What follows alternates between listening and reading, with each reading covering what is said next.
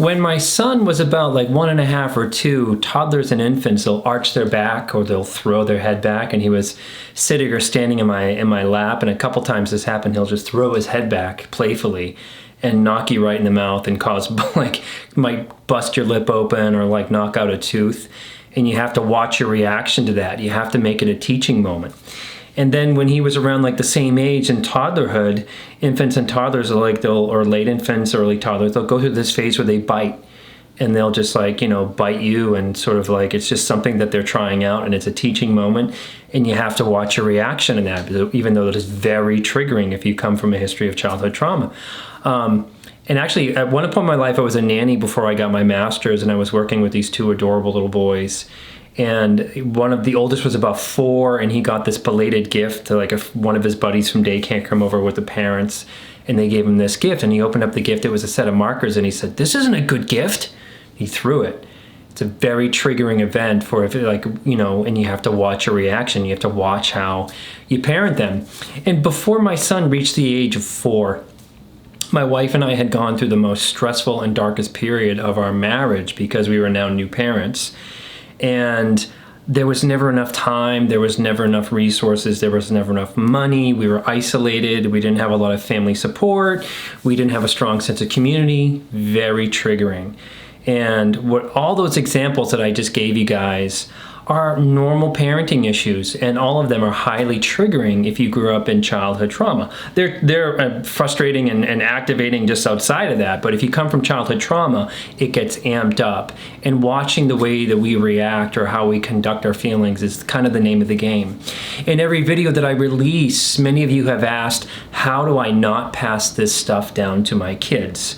It's a beautiful question, and you're already a healthier parent by asking yourself or asking for that help or for that resource, because chances are if you grew up in a childhood abuse where there was abuse and trauma, your parents would never wonder how they were doing or seek out resources, and mine didn't at all. So if you're a parent or a parent to be, you're probably already doing better by knowing what not to do. So that's, given that's kind of in your favor. You probably have a good enough common sense enough what not to do.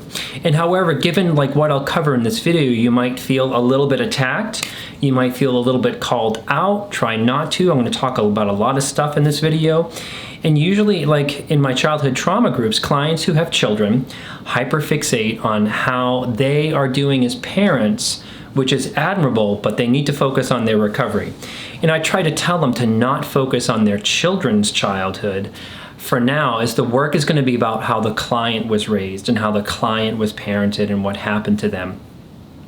It's also like the idea of putting on your own like oxygen mask before you help others, is to really look at your own childhood system and really look at your trauma, in a way to not just think about what's going on for them and kind of freak out. So with the handouts and the activities in my group work, in my childhood trauma groups, those who are parents will unfairly trigger themselves by focusing on what is going on for their kids, which isn't productive in their own work.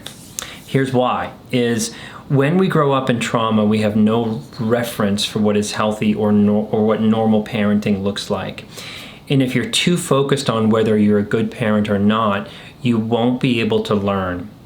My mentor, Amanda Curtin, always says that if we are triggered to deep, deep shame, we can't really take on new beliefs and learning because our brain is just activated in a certain way. And with shame, we're too focused on the self-hate and the self-flogging about not being perfect and all that kind of jazz. So I'm going to ask you for the rest of this video to try to be in your adult part as best as you can. And that's the part that clicked on this video. That's the part that's looking for something different. That's the part of you that wants to be a better parent, and try to stay in that and not try to like get triggered about shame of what you are and what you aren't doing.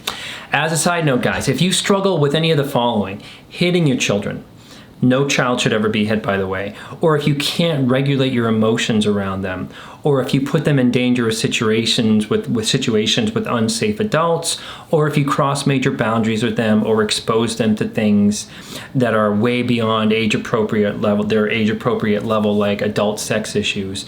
Those are issues that need to be triaged first and resolved first. and they're not the focus of this video in particular. I'd advise you to seek out immediate resources if you can, as best as you can, like therapy, child protective services, nonprofits. Just you try to use them as a resource.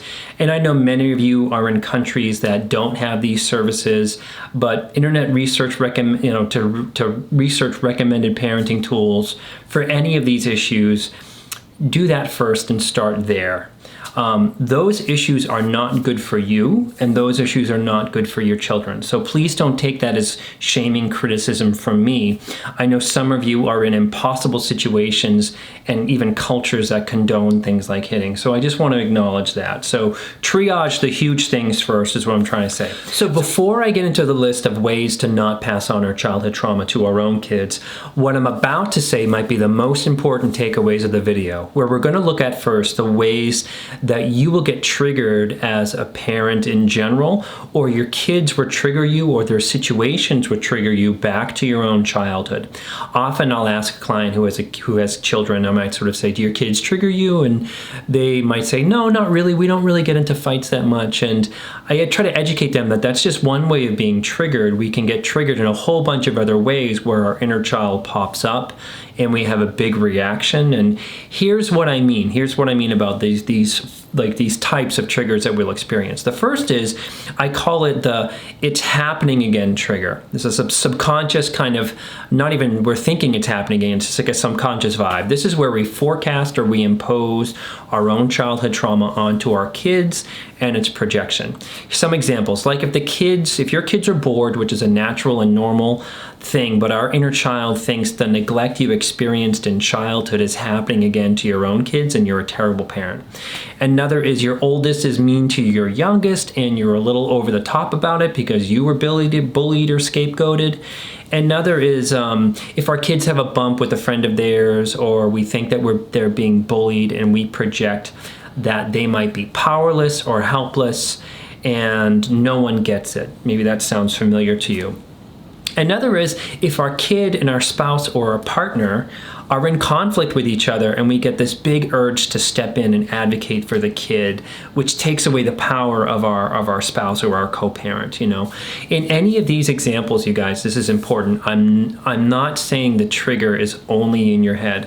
Your child could be stuck with your toxic ex, fighting with an aggressive stepbrother, and bored the entire time of that co-parenting thing. And that could be the reality. Even if it's true, our body gets activated and we might not be our best or in our adult. We might get lost in the worry or the doom of it and not know what's the best course of action to take. The second type of trigger is taking it personally. This is related to shame.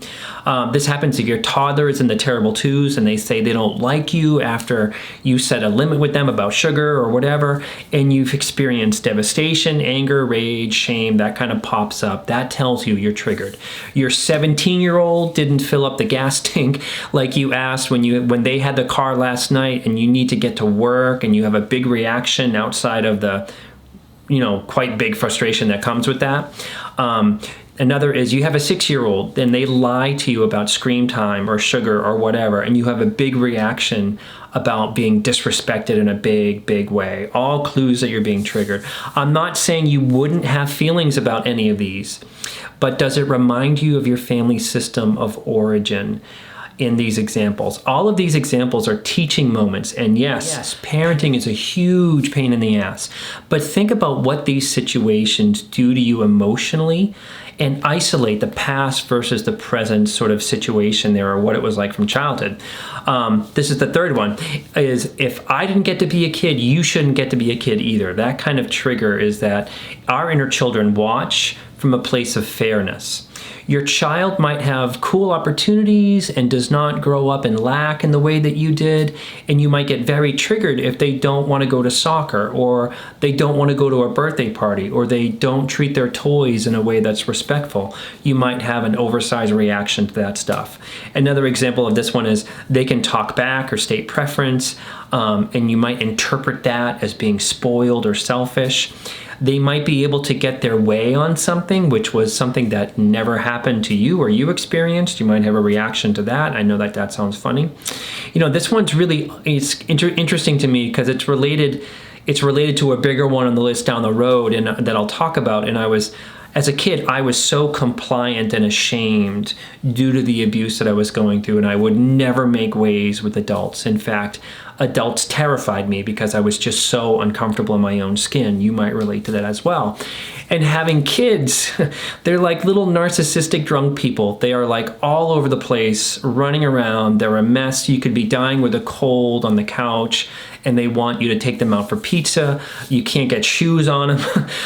They're so self-consumed, and that's their job.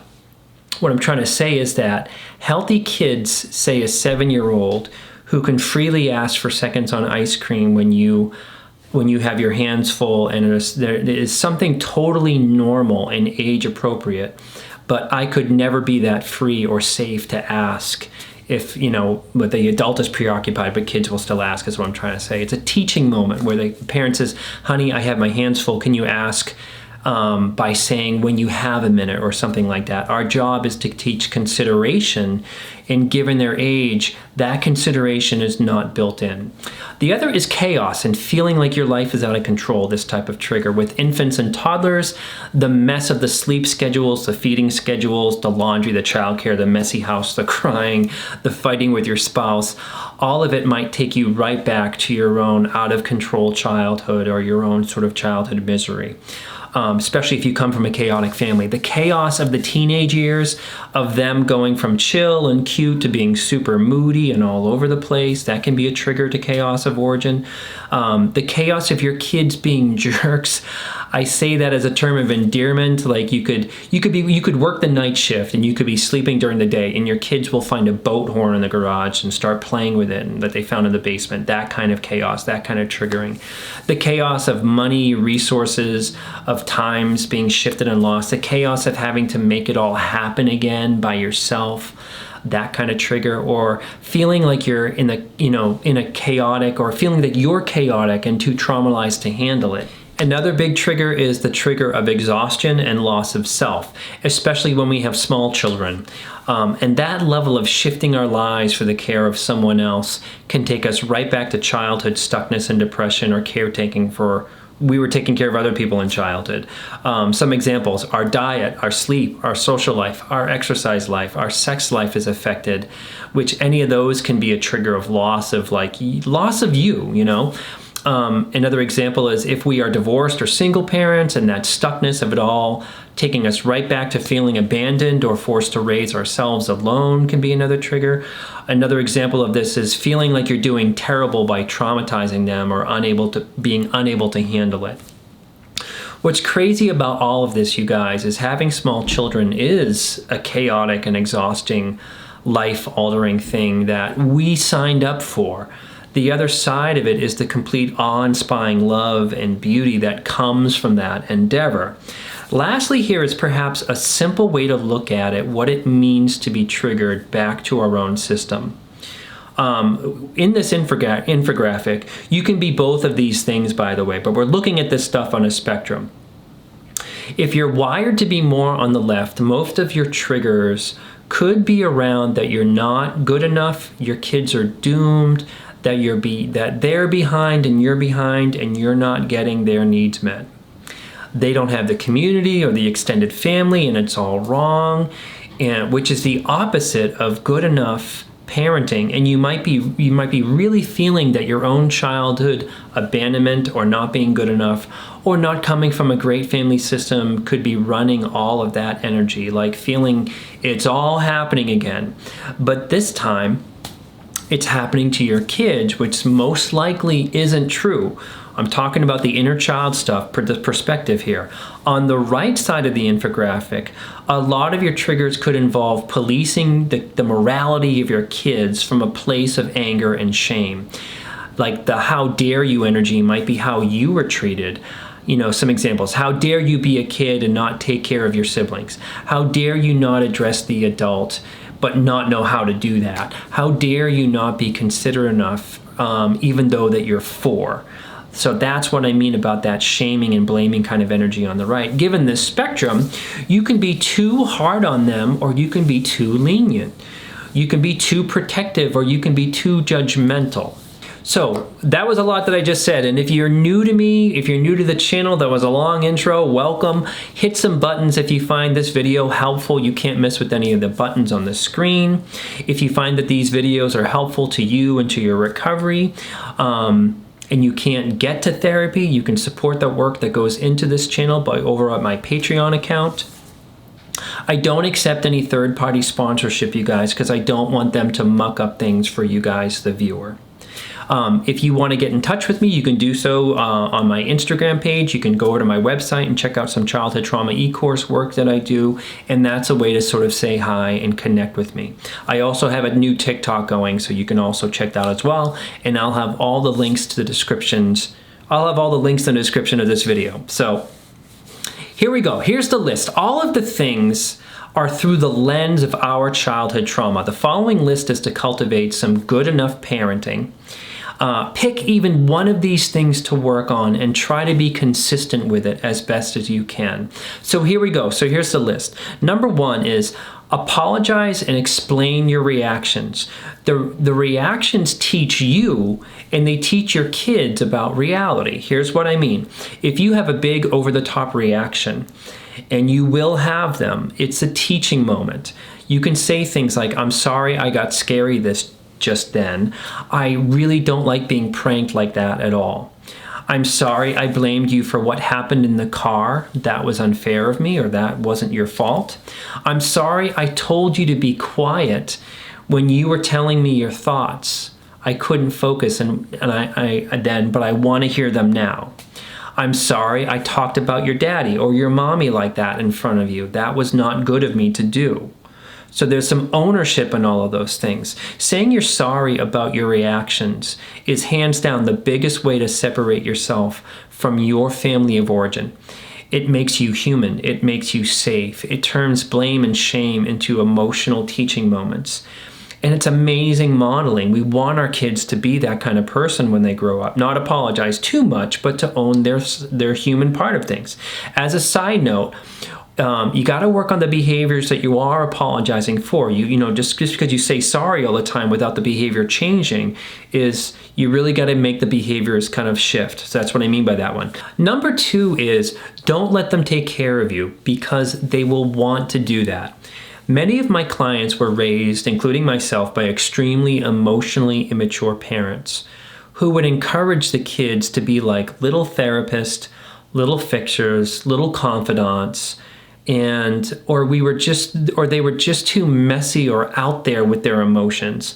And why do kids want to take care of you is, well, A, they're heart-based and they will just do that. They will want to know why you're crying. They're wired for that. It's also wrapped up in their security, but kids also want to be older. Kids don't like the status of being younger. They want to be like the older brother. They want to be an adult. So that's where that energy comes from. So it's important that we're taking care of them and not vice versa. So be the boundaried caregiver and protect your children from adult emotions. Our job is to take care of them. And our job is to we get our help from our partners or our friends or from a therapist, not from them. I know that you guys will probably get this easily. You can say that you're sad about like a divorce or a loss, but you're still taking care of them. You can still talk about hard stuff, but just remind them you're not sad because of anything that they did, because children have magical thinking. You can say you're sad about a loss, but you are still there for them. Check out the healthy parent role in any of the role plays that I do, and you can kind of pick up on those vibes about what I mean about the ownership part, or the taking care of the kids. There's a story I have in here is that when my son was about 2.5, 3 years old, like 3.5, playing in the living room, which was adjacent to our kitchen, and my wife and I were at the kitchen table, and my wife was getting emotional because she was talking about something hard that she was going through. And children listen. So my adorable son, who was like 3.5, he walks up to my mom concerned, and to my wife concerned, and he says, "Mommy, why are you crying?" And this blew my mind. My wife is an amazing parent. She said, "Oh, honey, mommy's just mad. Mommy's just sad about something that happened at work. It's not anything that you did, and I was just talking to daddy about it." And then my son goes, cool beans. And then he just goes right back to his Duplos or whatever. It was just like a very beautiful kind of moment there that blew my mind, totally blew my mind, because it's part of my own childhood. I was very much a caretaker for my parents. And I love that my wife just kind of, she told the truth. She handled it gracefully. She, you know, let him know that he's not there for her, but it was also a very sweet moment. So that's what I mean about sharing that story.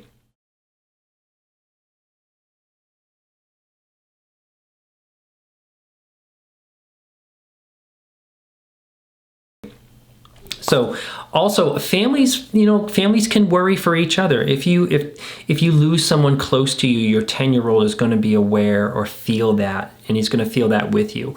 You can talk about it, but not from a place that it's on them to comfort you or fix them. It's okay if they do a little bit, but this as long as they don't become your therapist, you know? So there's that. Moving on to number 3. Number 3 is encourage their perception and reality compass. What I mean by that is this one is about not doing the usual smoke and mirrors that we grew up with in the dysfunctional family, that reality was upside down. And it is important for us to sort of confirm our kids' guts or how they see things. Kids are smart. They notice that maybe visiting the grandparents might be an incredibly stressful thing for you, or might be a miserable trip. And it's not good to pretend that it wasn't otherwise, or pretend that it was sort of like a very intimate, nice experience when it wasn't. And being real is part of being a parent. If we somewhat gaslight them, we do them a really big disservice to their already working and normal perception about how things are. I get a lot of questions about toxic grandparents and whether it's good to keep the family connections going for the sake of the kids or just for the sake of the grandparents.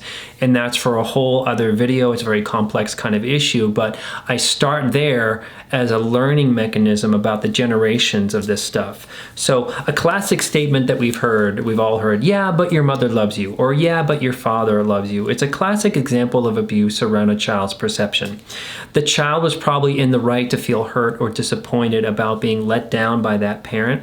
And telling them that they love us anyway is a way to gaslight and as well as shame them about their reality. And if you grew up like me, you were told those things too. What if we started saying things like, I imagine that you must feel really let down right now, rather than say, you know that they love you, to confirm that experience and to validate it, and just is actually, that's sometimes all a kid needs in those moments. Another is to think about that children are more honest and emotionally intelligent than most of the adults are, because they're more in their bodies. And another way to say stuff is like, yes, I'm seeing that you don't like this activity or this thing for you, and it's okay, you've changed your mind, let's get out of here. Or, yes, grandpa is an angry person and he's not fun to be around. It's not fun for me either, you know. Another is, yes, Uncle Frank drinks too much and that was scary what happened there. Another is, yes, that person at the grocery store was behaving differently. Instead of saying to a kid, just mind your own business because you don't know how to explain the behavior. Another is, yes, mom and dad do fight, but we are working on getting better and you didn't cause it, to address the kids' magical thinking. Another is, yes, friendships change. Instead of telling them to just go work it out with a friend or try to shift or make the relationship work on the friend's terms. What I mean by that one, I'm probably not explaining it very well, but I think it's a human thing. People come and go in and out of our lives. But when we, usually as kids, we were told if we had a problem with a friend, we were probably told like, well, what did you do to cause that problem? Or we were given no help about managed conflict. Or if we moved away from a friend, it was just sort of like, well, forget about it. We live here now. So what I mean about that is to help our kids in some way to figure out how to work something out and trust their gut or trust their perception about a friend. Classic thing is sort of like a child's best friend becomes friends with somebody else. And how do we parent around that? Because the kid is feeling that sort of loss and abandonment. It's a disservice to them to say like, that's not really what's going on and you must have done something. That's what I mean by that. So there's number 3 about perception. Moving on to number 4. Number 4, work on your own life and your own happiness, aka don't be miserable. Carl Jung once said that nothing has a stronger influence psychologically on their children than the unlived life of the parent. That one has always stepped out to me in a way, because I think that is just so true. When you think of your own parents, does your heart break when you think about their potential? Does your heart break thinking about what if they sort of married better, or what if they got out of their own way? Or what if they actually got out of their own way and got some help psychologically, or had better mental health? You know what I mean? I'm not, in this channel, I'm not sort of saying that all parents are bad or all of our parents were, there's a lot of tragedy going on with a lot of our childhoods and their own tragedy of their own childhood. But just think about that. The unlived life is who had like a depressed parent, or a parent that you just wanted better things for, but they just couldn't get out of their own way. So that's what I think he means by that statement. Moving on is, kids feel their parents' unhappiness and their stuckness, and they're perceptive, and so were you. You noticed as well when you were a kid. We need our parents to have a life, to have their needs met, to have friends and hobbies and some joy in their life. This might be the most triggering example that seems unfair to you guys, maybe because of, our own trauma makes having a life and experiencing full joy really difficult. I know I had to do a lot of work on myself to get there myself. Your kids are going to be wired to want you to be happy because that's how they feel connected to you. They connect through like spontaneity, and I'm talking about younger kids, and they connect through like fun time. Some tips: be in therapy or seek out the right kind of therapy. Try not to take life so seriously. Don't be so stuck in survival mode if you are. I know that I'm asking a lot here, but I also need to challenge on this one because this one is super important. I think the biggest part of this is to have our own emotional house in order, which leads us to being more happy and present with our kids, or at least not miserable. Let's maybe shoot for that too. Going after a full, rich life is kind of uncomfortable because it's so foreign to us. You might exist for your children, but that isn't good for them sort of either. So there's that one. Number 5, come up with a new value system. I'm big on exploring what our parents valued as a way out of trauma and developing healthier values or our own values. Unfortunately, our toxic parents' values can be stuck in our subconscious, and they might come out in our parenting. Some examples: our parents might have had values that sounded like women are fill in the blank. They may have values that were like men are fill in the blank. These are like judgments. They may have a value that life will never get better. They may have valued the better person is the selfless person. They may have valued that feelings are too much and they're too messy, so don't feel them. They may have valued that performance is better than being authentic. They may have valued ridiculous expectations or raising expectations. They may have valued that being normal is paramount to everything. They may have valued, my own family really valued this one, it's always somebody's fault. Nothing just kind of happens as it is. There's a really blaming and shaming value system in my family. So a way out of that is to write down what you really value and what kind of parenting do you value. Some examples: do you value that feelings matter? I think that feelings are actually everything. Do you value that there's space for everyone? Do you value that kindness is more important than being right? Do you value that kids should be allowed to be kids? Do you value that mistakes are human? Do you value that you want others to speak their mind to you, specifically your children? Do you value that stuff just kind of happens instead of being somebody's fault? So that's what I mean by that stuff. Another is, do you value the normalcy of conflict and bumps? Do you value that closeness is better than coping? Lastly, number 6 is be careful and conscious about what you're modeling for your kids. Chances are, if you grew up like me, you kind of grew up in a vacuum where the adults didn't think the kids noticed or picked up on things. And, we teach our kids about how to be in the world through the ways that we interact with the world. So here are some examples about not good things to model: road rage, gossip, character assassination of others in front of them, especially our partners. Modeling immaturity, like putting others down or being nasty with people, customer service people. Are you rigid and controlling? Do you sort of model having a very negative outlook on the world, even if you're not super expressive about that negativity, but you might even sort of feel it, and kids can pick up on that vibes? Do you model isolating? Do you model not really having friends? What do you model in the ways that you interact with, like, the waiter or the postman or something like that? Chances are, unfortunately, you guys, it happens to all of us, including me, as I had to do work on it, is we pick up on a lot of these behaviors from our parents, even people-pleasing. And related to the values one, exploring our values, we really have to examine if that behavior is something we consider a good value or even healthy. Your kids are listening to how you talk on the phone. They listen to what fights you might have with a partner or with a family member. You know, it's funny, like my son doesn't listen about taking off like the bathroom mat and hanging it up on the shower when he's done, but he does listen to my conversations with my wife when we're all in the car together.